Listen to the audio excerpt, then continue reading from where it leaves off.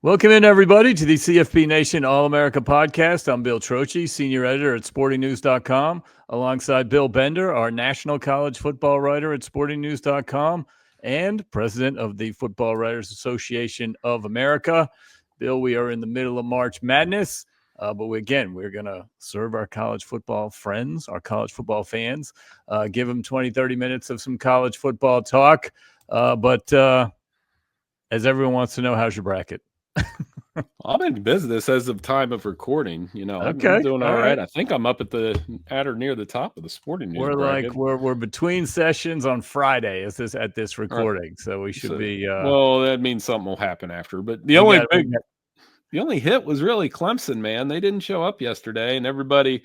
I'm one of those. I was talking to somebody about this. Everybody's on McNeese and the what do they call him? The trainer Amir Khan. Amir whatever. Khan, Aura. He's the Sure. manager of the year. Yeah, there. So I went the other way naturally. I'm like, that's great for him that he got an NIL deal. I'm glad You're picking against him. Yeah, I've texted one of our editors, Matt Latusky. I said I hope they lose by 30.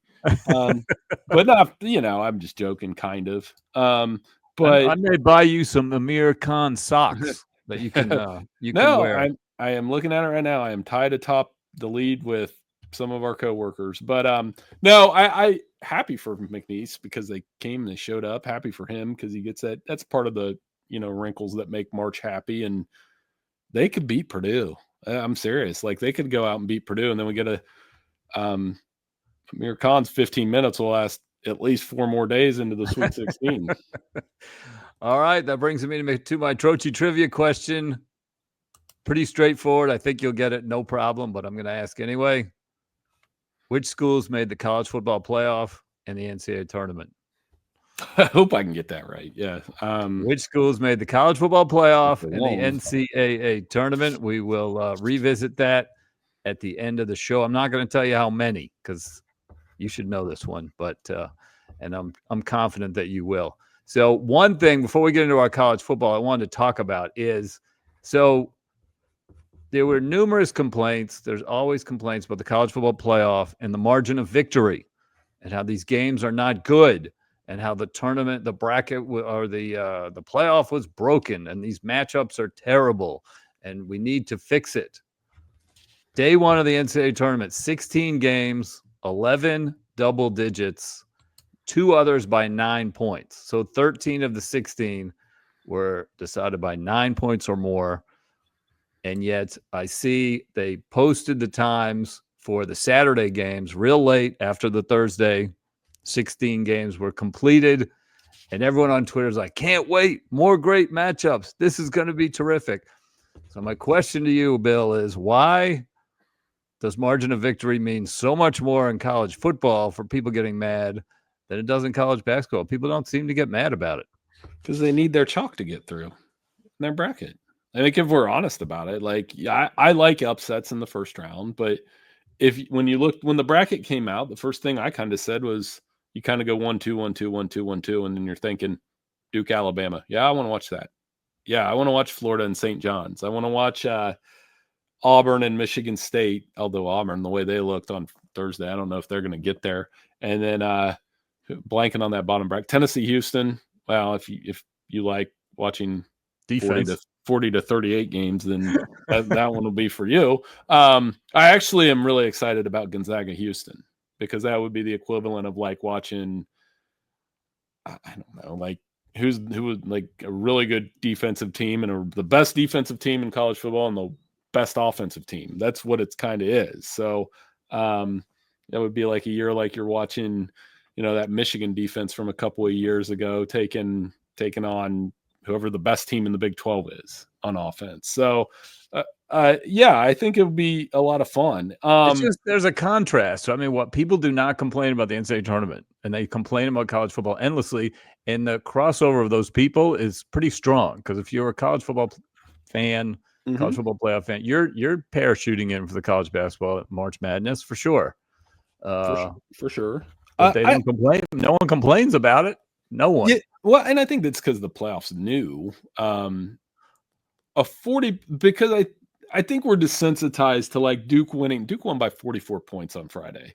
And if we had a playoff of 32, Georgia would beat somebody by 44 points. And we would just like, it's like when they beat. And everyone would complain. Well, That's the no. difference. Well, I think we just complained too much during the college football playoff. It almost Right. ruined it for me. That's The my first point. weekend, Exactly. I think you're on to something there, is whereas we spend the next 2 days, I think part of it is just having the wall-to-wall basketball. You and I were talking about that yesterday, where when you start at noon and I stayed up for all of it. I stay up for all of it 12 and a half hours, and I love it. And you flip, we have the 2 TV setup upstairs, and Grant even pulls out the iPad for the third game, and I love it. Now, college football the playoff hasn't got to that point yet, but it was that first weekend was fun. We had a Friday night game and a triple hitter on Saturday. It wasn't bad. I just think it was new and it was cool. And, we still find things to complain about with college basketball. I saw somebody complaining that I think Dan Wolken answered him, but like that the courts don't have the college's courts on it instead of the NCAA's corporate March Madness court. And I'm like, who cares? Like, I don't spend a lot of time looking at the court. I watch the teams on the court. So, yeah, I mean, I've enjoyed it though. Yeah, no doubt. All right. So you, in the middle of all your March Madness coverage, went over to the Ohio State's campus this week for Ohio State spring practice. Tell me how that went. Tell me how the quarterbacks were. I think the quarterbacks were available to the media that day. ESPN had a few quotes on their website this week from, I think it was Will Howard and somebody else from the Combine who were saying, oh, yeah, Julian Saint's the man. He's going to win the job. No one at Ohio State is going to say that, but those guys were saying it. They saw him in practice on the scout team all year last year. Tell me about your day. What did you find out? Yeah, I mean, Ohio State spring practice is an event. They'll have their pro day next week, but just that there's 150 people down the sideline watching, media, high school coaches, recruits, maybe 200. And that it's different there than other places. I know a lot of the media, obviously, in Columbus. And so, yeah, but I saw some high school football coaches I know. And I'm like, had some conversations with them. You watch the intensity of it. There's not a lot of programs where it's like that. And they're coming off a national title. And obviously the focus was on the 3 quarterbacks, Julian Sayin, Lincoln Keenholz, who looked like he put on about 20 pounds. And then Tavian St. Clair, his giant freshman, 5-star kid. So Julian Sayin, probably that's what the conventional wisdom is. Billy Fessler, the quarterback's coach, was available. It's going to be really comparable for our Irish Breakdown listeners to Notre Dame, where they're going to say whatever they say, but you're not going to know for a minute. And I think Ryan Day is doing that by design to, make sure that it's competitive. But if I had to guess today, Bill, and Adam Rittenberg from ESPN was there, obviously, and I think our guess would probably collective. I don't want to speak for Adam, but I'm definitely going to say I think Julian Sayin will be the first starter. How was he with the media? Did he open up at all, or was he just very boilerplate? Very boilerplate California kid. And, the last California kid did all right in Ohio State. CJ Stroud was really good with the media. But, you would ask him, how are you going to handle the pressure? Well, I'm just focused on fundamentals and getting better. So, it was rehearsed and kind of tough to crack in that way. But, I thought something Billy Fessler said, quarterback's coach at Ohio State that day, really resonated with me. So he was asking, how do you handle being the quarterback at Ohio State? Where I think I would make the argument that's probably top 3, if not most pressure-filled job in all of college football as a player. It used to be Notre Dame quarterback. It was probably Alabama quarterback there for a while. Now I think it's being Ohio State's quarterback because of the guys you've followed. And Billy was like, we looked at that when we recruited these guys. Because I do think being in Columbus and being the quarterback's hard. And I know I'm in this bubble, but yeah, you got guys tweeting at you. You probably can't go down High Street without somebody saying something to you about Ohio State football because people are crazy about it here. And I'm sure it's like that other places, no doubt. But, especially when you're a new starter, national championship team, last 2 quarterbacks averaged like 3,600 yards, 35 touchdowns, and 8 interceptions, and they got picked apart. And one of So them transferred because he couldn't take it anymore. yeah, Exactly. it's not an easy place to play quarterback when the standards are that high. Not to mention that that game at the end of the year that you kind of got to win because they'll hold that against you even if you win a national championship. So yeah, but I liked him. I thought he was very good with the media, and they were talking about leadership and toughness and those kind of things. But that doesn't really show up till the fall. And they're breaking in a new OC. He's intense. That was another takeaway. Brian Hartline was going up and down and screaming and, had the headset on, and it was a very intense hour of practice. Normally you get the stretching and a couple quarterbacks throw the ball and that's it. Now we get to see a little bit of live. They mixed it. They mixed the ones and two. They have enough people at Ohio State where they have 2 full groups going live. And you're like, which one's the starters? They're all probably starters somewhere. And, but they'll be fine in Columbus. They're going to be very talented, top 5 team. And it was cool to get out to a spring practice and see that. So, I had to I was telling somebody I was crossing wires between that and some NFL draft coverage for us. I had Mel Kiper teleconference and then try and do some basketball stuff. I was like, which sport am I on today? But that's honestly, Bill, that's my favorite part of working for Sporting News, being able to do all 3. It's fun. It's fun, no doubt about it. So a couple other stories that came about this week. One, the former offensive coordinator for Michigan finally got formal charges filed, I guess, for hacking into computer accounts of thousands of college athletes seeking intimate photos and videos, according to the indictment. It's Matt Weiss, of course. He was with the Ravens, and he was also, before he got hired at Michigan, the indictment says from 2015 to 2023, so it predated his time at Michigan. He gained access to the databases of more than 100 colleges and universities that were maintained by a third-party vendor and downloaded personal information and medical data from more than 150,000 athletes. The indictment goes on to say that he primarily targeted female college athletes. He researched and targeted these women based on their school affiliation. His goal was to obtain private photographs and videos never intended to be shared beyond intimate partners. The only reason I bring this up is number one. So Weiss left after Michigan's 13-1 season, and then they lost in the CFB semifinal to TCU. That was in January of 2023. And there was some stuff bubbling up. The only reason I bring this up, there's stuff about bubbling up that it had. He got tied into the Connor Stallions, and then this computer hacking had something to do with stealing practice film from opposing coaches and stuff like that. Clearly, that's not it. It's a very serious matter, and if all this is true and he's guilty, I hope he gets the appropriate penalties and punishment and things like that. But I just wanted to, I don't know if you've seen the same talk I have, that it was associated with the whole Stallions thing, and it really wasn't. No, and it's weird. It's a unfortunate story, obviously, and anytime, we live in this society where I'm not paranoid about data breach, but I don't like people in my personal business either. So,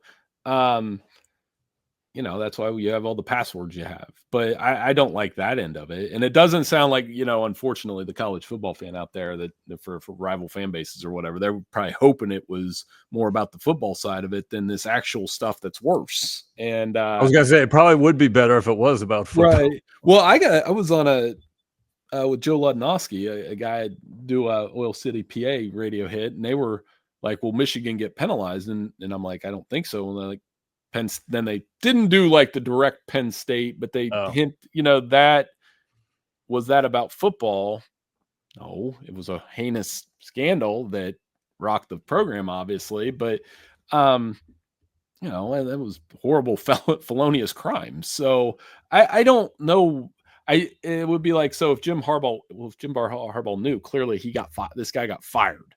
I don't think you can tie that. So just another bizarre story. And you pointed to this in the past, that Michigan, for all the success that they've had on the field over the last 5 years, they've really had some bizarre ones off of it, especially with former assistants and that kind of thing. Now, last year, depending on what Sharon might face down the line, I think they moved away from that a little bit last year, but we'll see. I mean, there's still the NCAA investigation's open. I thought it was telling. Ward Manuel talked to the media last week and said, he doesn't think the national championship will be gone, but didn't elaborate about anything about a postseason ban or anything. But I honestly think, man, the fans, they care more about not having an asterisk on that thing than anything else. And that's, part of the behavior that we do as college football fans. Another bizarre off the field story came from Stanford, kind of out of the blue. Stanford head coach Troy Taylor bullied and belittled female athletic staffers, sought to have an NCAA compliance officer removed after she warned him of rules violations, and repeatedly made inappropriate comments to another woman about her appearance, according to documents from a pair of investigations reported by ESPN. So this thing went on. He basically did not have any time to be told what the compliance rules were inside the Stanford offices. They were trying to let him know this, you can't do this, you can't do that, but he was very uncooperative. And there were numerous complaints, especially from women inside the Stanford football offices, about how he was treating them. And after the investigations, there was no suspension. That the athletic director, the athletic department, they had possible disciplinary procedures, including termination. But they basically just made him take some class. Say that again. Training, then, right? Yes, sensitivity training. What would be the equivalent of that? And the money quote from the investigation was that Taylor was a, quote, equal opportunity a-hole, and his behavior targeted women. So Taylor, as a reminder, he's been there for 2 years. Went 3-9 both years. Before the 2 years before he got there, they also went 3-9. So I'm sort of surprised they're putting up with this behavior. Did that strike you as strange? I don't know how much you read that story or whatever, but it seems like you need to win to survive something like that. Yep. I think they're 3-9 in the last 2 seasons. So they better start winning, because once you have a scandal like this, it's not right. We talk about this all the time. If I did what Troy Taylor did at Sporting News, would I still have a job? The answer would be no. So why do that way? Really? So when people try to compare our jobs to college athletics, I'm like, no, he would be, in our line of work, he would be fired. In my wife's line of work, he would be fired. In most lines of work, when you're that disrespectful toward another employee, if you're not fired, you're at least reprimanded. I think I would get fired, probably. Let's not fire me. I don't need to be fired. I got to work. But the point being, Bill, you're right. I don't think you can treat people like that in 2024, especially compliance officers. They're trying to help. Demeaning comments toward women, they just don't fly in the workplace. You can't do that. You shouldn't do it toward men, toward anybody. And stories like this tend to happen when you have programs where they're 3-9 the last 2 years. So I would say that unless they win this year and in the ACC, that won't be easy. He might not be long for that job. So Taylor's statement was, I willingly complied with the investigations, accepted the recommendations that came out of them, and used them as a learning opportunity to grow in leadership and how I interact with others. I look forward to continuing to work collaboratively and collegially with my colleagues so that we can achieve success for our football program together. The university statement was, the university received complaints regarding Coach Taylor, and a third party investigated the matter thoroughly. Last summer, the university took appropriate measures.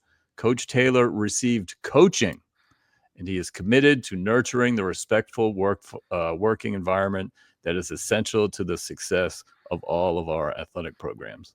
So, yeah, they're just kind of letting him off the hook completely, and no public really reprimand until this came out, and they, ESPN got their hands on the investigations and stuff. No suspension, didn't mention any salary cut or anything like that. So, yeah, I don't know. He's got some friends in high places, apparently. So, and we'll see what comes of that. But hopefully they've learned and we don't see stories like that, because the offseason of college football, there's always one coach that obviously Coach Walters won't get fired, or Taylor, sorry. But somebody will. We've had one every year over the last 10 years. It was Pat Fitzgerald a couple summers ago. Pat Fitzgerald was one of the more stunning ones. We had Art Briles happen in the offseason. Hopefully, unfortunately, this is that time of year where this kind of stuff happens, where these stories start to get written and inevitably somebody gets fired. All right, Bill, before we get back to our basketball watching, you got to answer the Trocchi trivia question. I gave you a little bit of a layup. Yeah, too easy. You nail it. I know who played the college football playoff and the NCAA tournament. Well, I can name the Final Four teams from 1992, so I hope I can get the playoff teams from last year in college football. There's just a couple more. Tennessee, Clemson, a lot of orange. Texas, Oregon, Georgia. 5 for 5. They and then obviously there was one that I had to it was Boise State and Indiana were on the bubble, so it was just thinking in my head, no, Boise State didn't play in the first 4. You got all right. Secondary trivia question: the 3 cities that had multiple teams in the NCAA tournament. 3 cities? Give me a second. Oh, it's going to be weird because they're some of those double bid small schools, right? It's not the easiest, but it's not impossible. Good. I'm blanking, so I'm going to give me one. Can I look at the bracket for 2 seconds? Sure. Let me look and see if I can just try to figure it out with one quick bracket. One of the cities is actually in the name of both schools, so that should be a layup. But really? Oh, this is I'm looking at last year's bracket. So no, that's not going to help me much. How do you have last year's bracket handy? I was printing this year's bracket here. No, I have it right here. I was printing this year's bracket and I thought it said 2025 and I started filling in. I was like, wait, UConn's on a 1 seed this year. Give me 1 second. I'm going to do this. I think I can do it. Oh, San Diego's 1. San Diego State, UC San Diego, correct? Okay, let me just see if I can get it with one quick scan down the whole bracket. Give me 1 second. I'm having fun with this. Washington, I got this trivia question texted to me yesterday. This is pretty good though. I'm impressed. See, I like these type of trivia. I don't know the other 2. You're gonna have to. You just got me stumped because I couldn't do it just off one quick scan. Right. If I thought about it, who's the second team? Creighton and Omaha, yeah, and Nashville, Tennessee. Vandy and Lipscomb. Ah, jeez. So, did you know Lipscomb was in Nashville? I knew that was in Tennessee. I wouldn't have got Nashville. I thought they were in. I knew. I would have guessed it was over in a Belmont and Nashville or Belmont and Lipscomb are just a couple, and they're big rivals and everything. So they're all in Nashville. Well, like I said, I love that, but I do love this part of year, and it kind of brings it full circle that McNeese and Drake was awesome last night. The Bennett Sturts was great, and McNeese just hammering Clemson. As a Mac grad, I always explain this to people. I was I want them to win, but not too much because I'm selfish. I want Ohio University to be that team that eventually goes to the Final Four and is the first mid-major to win a national title. So good, but not too good. And we got a long way before that happens. But yeah, this was fun, and we'll be back at it. It's our podcast. We don't want our podcast to be too good, just good. All right, just good enough. All right. Well, thanks, Bill. Thank you to everyone for listening to the CFB Nation All-America podcast on Spotify and Apple Podcasts. Thank you to Irish Breakdown, your source for Notre Dame football information. Enjoy the rest of your day, and we will see you soon.